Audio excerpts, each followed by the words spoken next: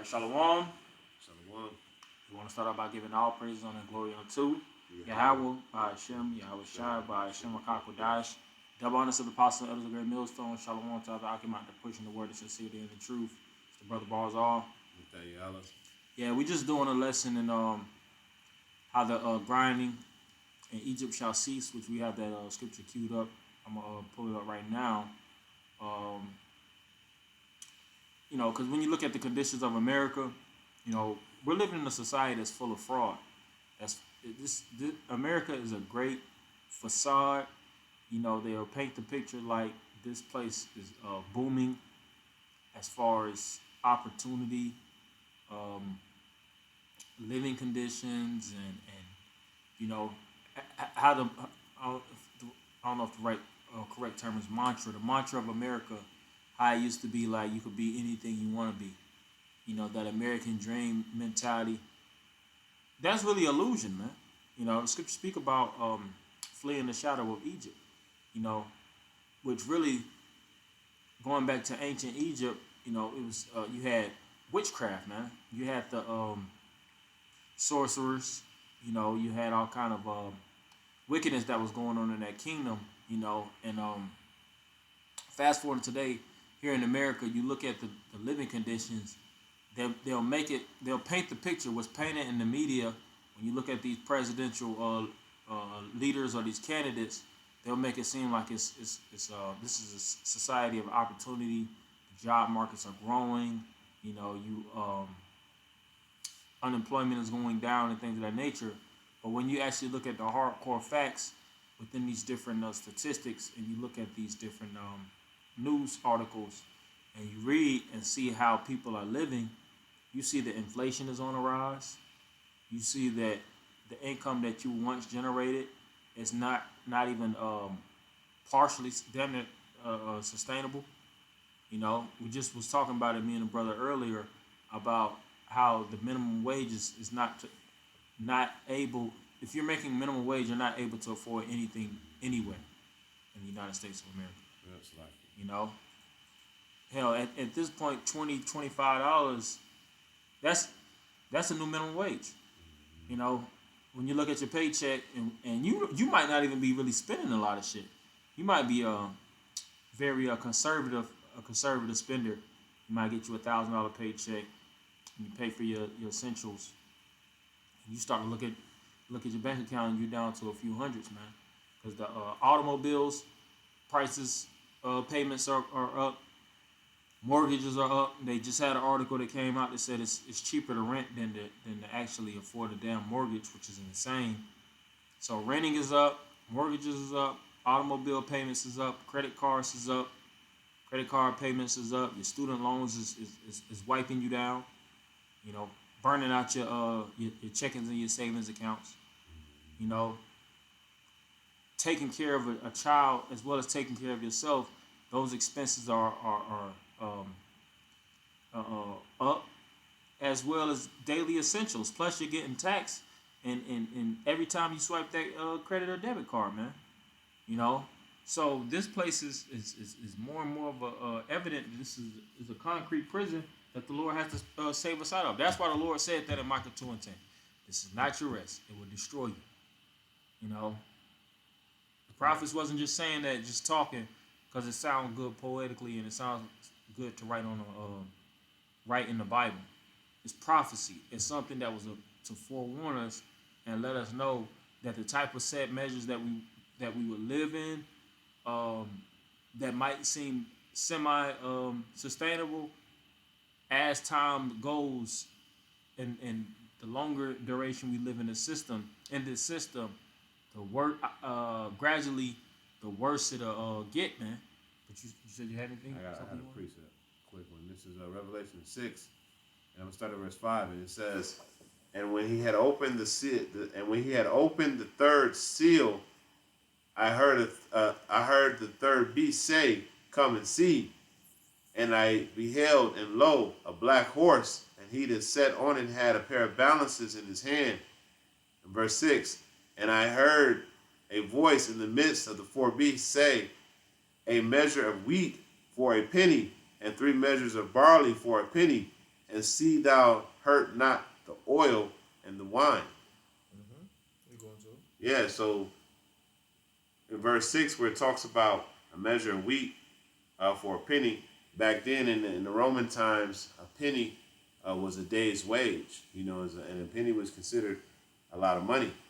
What this is saying is it's going to cost you a whole day's wage to buy enough food to survive.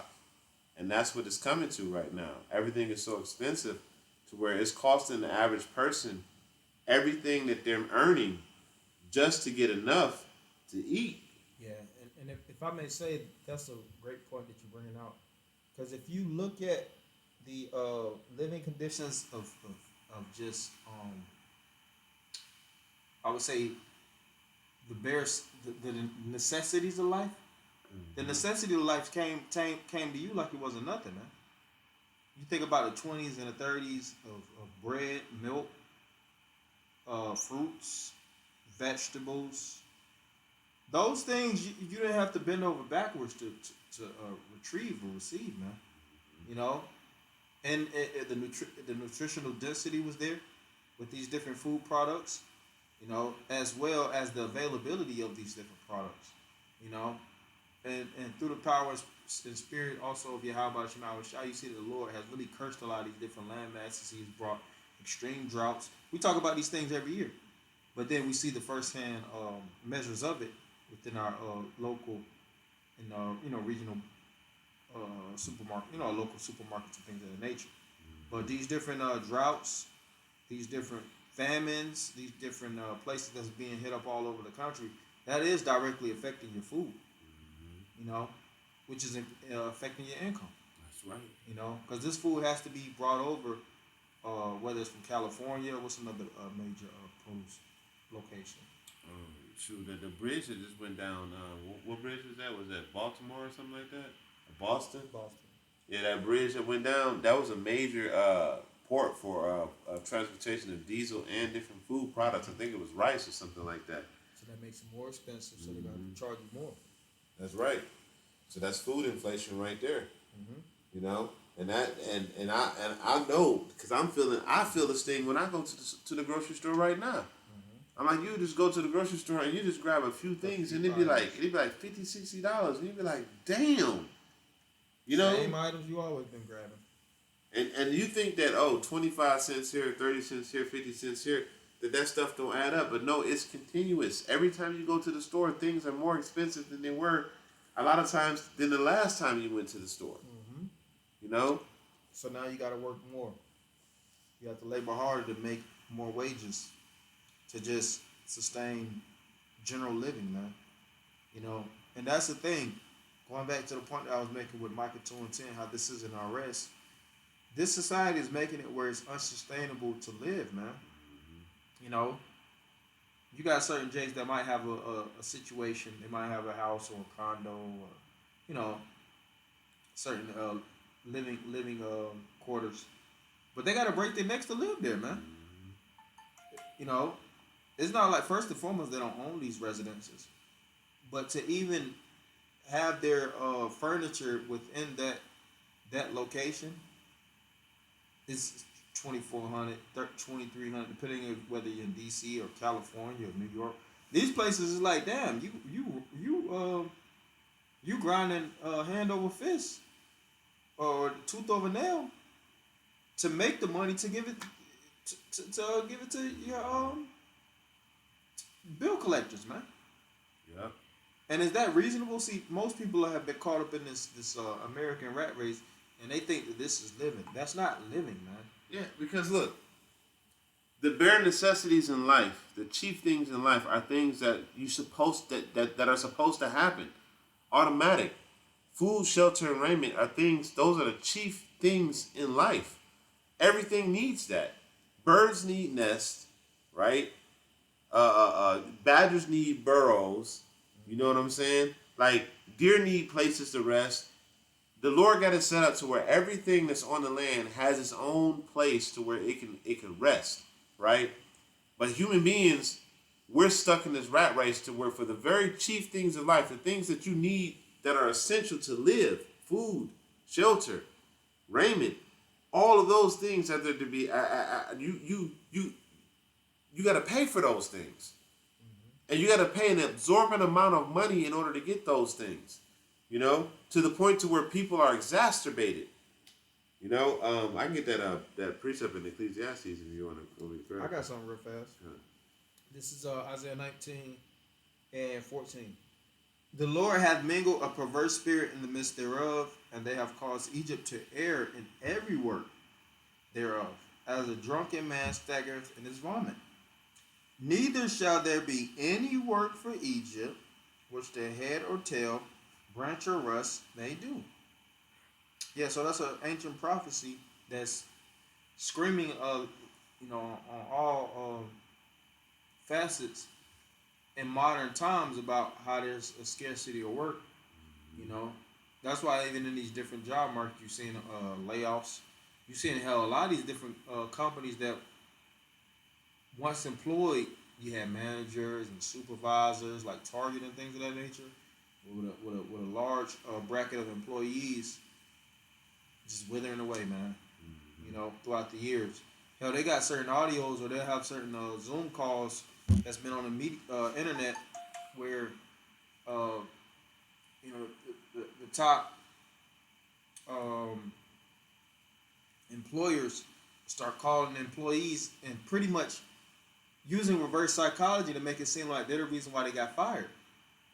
I've seen a video, and it's not talking about, these not niggas they fired, so-called Negroes, Latinos. I'm talking about so-called white people that's working jobs, so-called middle-class jobs, pretty much good living, skill-based jobs, whatever you want to call it. They have the credentials to match. They're going to work every single day. They're not taking breaks. They're dedicated unto their employees, and they're still just getting the big boot out, man. How do you explain that? You know, and then you got these employers that's just lying to them, using psychological measures to make them seem like they're the reason why they have to leave, not telling them the truth that they're not generating enough revenue to take care of all of them want, and what once a company could do to sustain 500, 1,000, 1,500, 15,000, depending on the employee magnitude, they're not making that, you know. So now they got to start what they call it. They're basically looking at it like it's trimming the fat, which really they're compromising their company. That's why a lot of these companies now, what are they doing? They're looking to turn to robots. They're looking to turn to AI because they're literally cutting out the backbone of the workforce, which are employees, hardworking employees. You know, slaves have been, modern day employee is an ancient slave, but slaves have been the backbone of any type of enterprise since the beginning of time, and those slaves in the market are pretty much damn near worthless at this point. Mm-hmm. You got it. Well, I was gonna say, because what's happening is they're turning to AI because they just want to make maximum profit. Yeah, 100%. You know, and they don't want to pay any wages whatsoever. This is why you get companies like McDonald's in certain states that are completely robotic. You can look this up. There's no physical person there. The only person that comes in is the maintenance guy. The maintenance all the robots. Mm-hmm. Outside of that, everything is cooked automatically, and that's what they're trying to move to, because labor is one of the biggest expenses. And I'm talking about somebody that worked in management. You know, you got the cost of the product, the wholesale cost of the product, and then you got labor. Mm-hmm. Labor is very expensive. This is why jobs only want to give you a certain amount of hours per week, because it gets expensive. It's cheaper to hire more people, you know what I'm saying, than to pay you overtime and double time and all that stuff. Oh yeah, it definitely is. You know, I got a quick precept if I can bring it out real quick. This is Ecclesiastes 12, and I'm gonna start at verse just to go along with what you just brought out. It says, Ecclesiastes 12:3 says, "In the day when the keepers of the house shall tremble, and the strong men shall bow themselves, and the grinding shall cease, because they are few, mm-hmm. and those that look out the windows be darkened." Yeah, the grinding represents work. Everybody knows when you're on the grind, you're working. But it says the grinding shall cease. You know, and you spoke about more employees within the work market. which really is cutting a full time job. A lot of these full time jobs not even full time jobs anymore. Man. They'll tell you they're giving you X Y Z amount of benefits, and they're looking to rearrange, the work market. And I've worked at certain jobs, and you know how it is with certain managers and supervisors that rub shoulders with the employees, and they'll tell them, their life and things of that nature. I've heard stories of employers that made $93,000 should jump down to 60.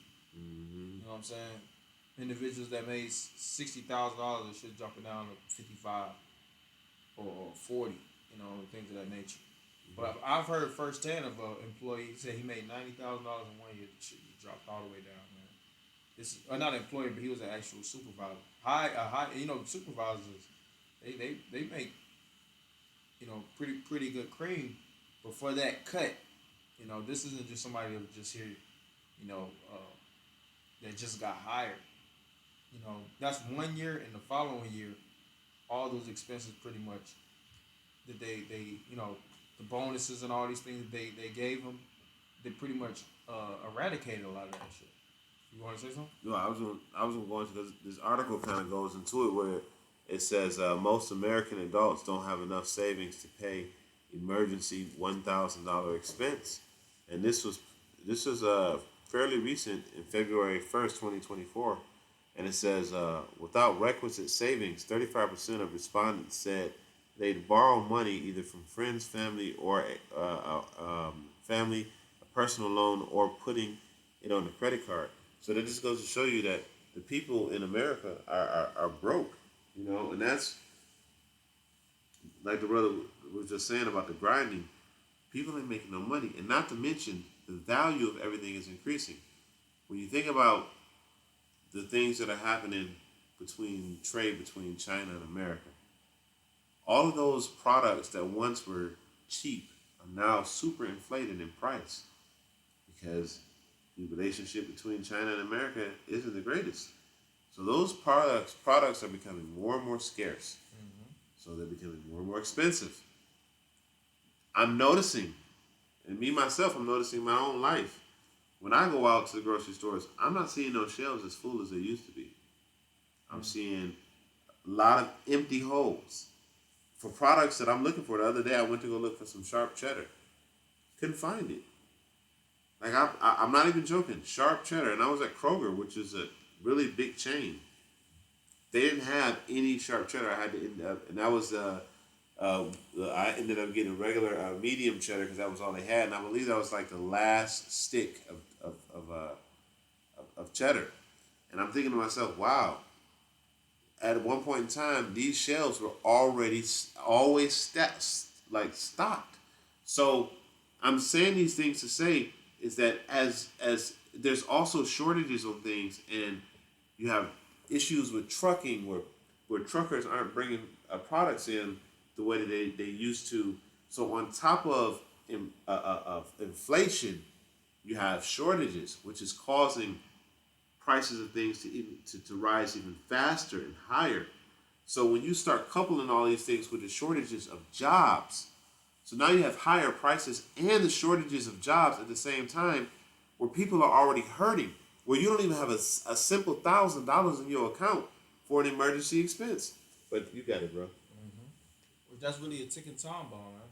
All those ingredients is leading to what we, of course, know as a societal collapse. How are you going to sustain with less than $1,000 in your savings accounts, and you already know your car's going to break down? The average car payment is down to like $700 at this point, man. So if you ain't got $1,000 and you got a $700 car payment, and then you have a breakdown and rent and other things, now you got to pay for Uber or whatnot to get back and forth to work, which is eating out the money that you're even making from your job. It puts you in a bind, man. And a lot of people are dealing with these different, now they got, and then on top of student loans and all kind of other stuff, a lot of people are literally getting caught up in the spider web of America. That's why you see everybody at this point.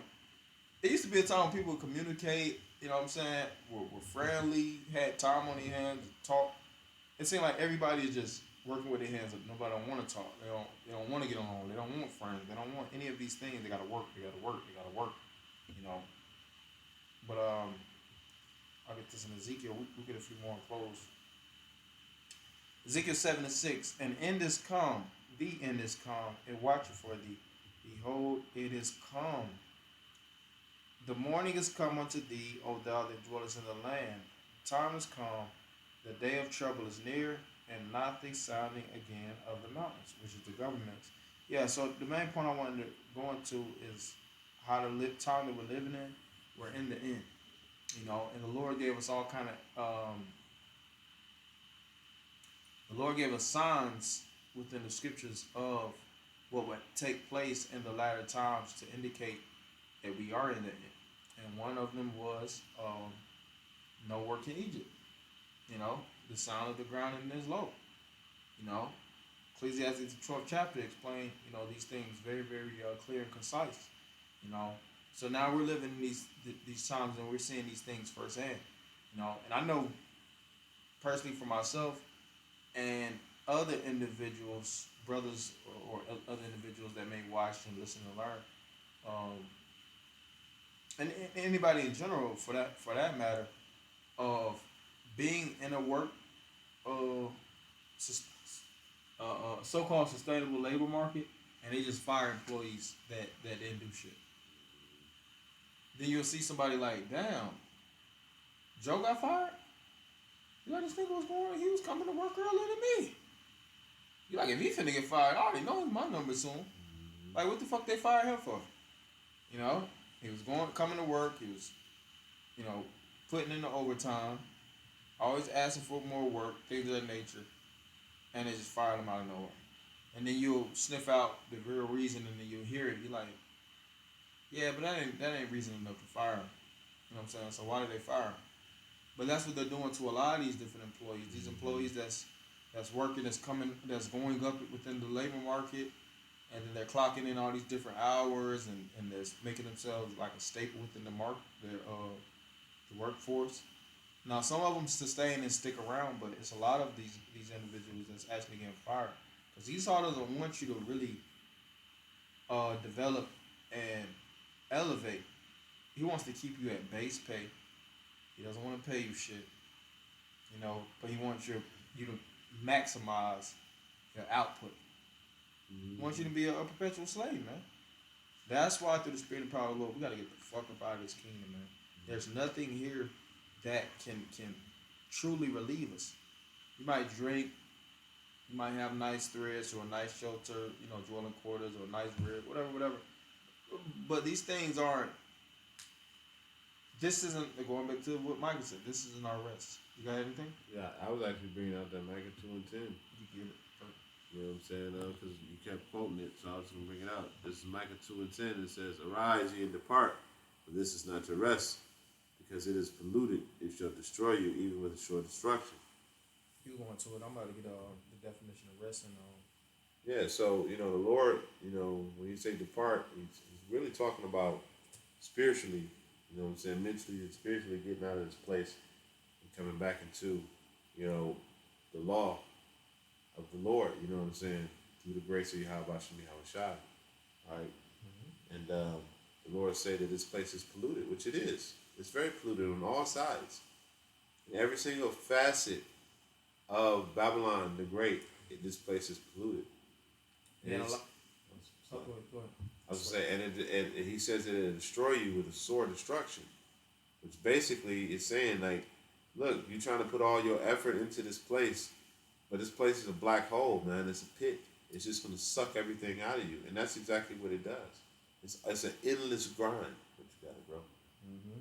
That's why the retirement age is constantly getting higher and higher. You'll see certain individuals that with high-end skills. Now, we already know that whether you're a sports athlete or you're a doctor or a dentist and things of that nature, you pretty much make good enough to sustain here in America. That's a fact. But outside of that, it is certain positions that you're supposed to be making significantly higher that they pretty much shortchange. You know, and they don't want to give you a raise. You know, you'll work at these different jobs, and I've worked at jobs, and I've talked to certain individuals, and you see that these jobs, they really want a fool. They want somebody that they don't pay.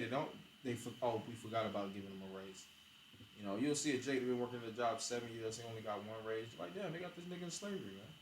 Yeah. You know, Because the thing is that it's all about controlling the labor. You see, again, going back to my original point, and what the brother, what Deacon is talking about, is slavery. Slavery is nothing but the controllers of labor. They control the labor through dangling FRNs in front of you. And in your society, just like a slave, what you are earning is barely enough for you to survive off of. and No. then it's heavily taxed. Yep, and it's heavily taxed. What you got? And then you think in your mind that you're free and that you have substance, but in all actuality, you have nothing. You have to work until you're dead, basically, in Babylon. You know, you got people up here that are 65, 70 years old, and they're still going to Walmart to greet people at the door or to check out receipts, you know, to make sure you ain't stealing nothing. And that's what this place is that's why the Lord said it'll destroy you with a sword of destruction, because it's never ending. It's a black hole. Health all fucked up. You know, which I'm gonna, you had anything else? No, that's it, bro. Okay. Well, I'm gonna get this as a closer, just a definition of rest, and that Micah, the word rest is maha mawaha.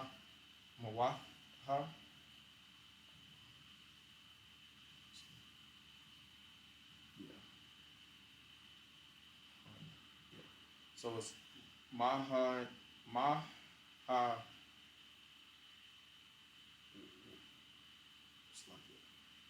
It's like it's manawatha, which is resting place, quietness. Really, they going to the land of Canaan, possession of the land of Canaan. This isn't the land of Canaan, man. This is hell that we're living in. The scripture says how the captive exile hastened that he shall be loosed from prison, and that he shall not die in the pit. This is the pit, man. You know, if you look at certain individuals that labor in the pit, you can see that the individuals not trying to get them out. We just watched the movie King Kong versus Godzilla. They was in the pit. Mm-hmm. You think that nigga Scar King was trying to get them out of the pit eventually? They gonna work their way out of the pit?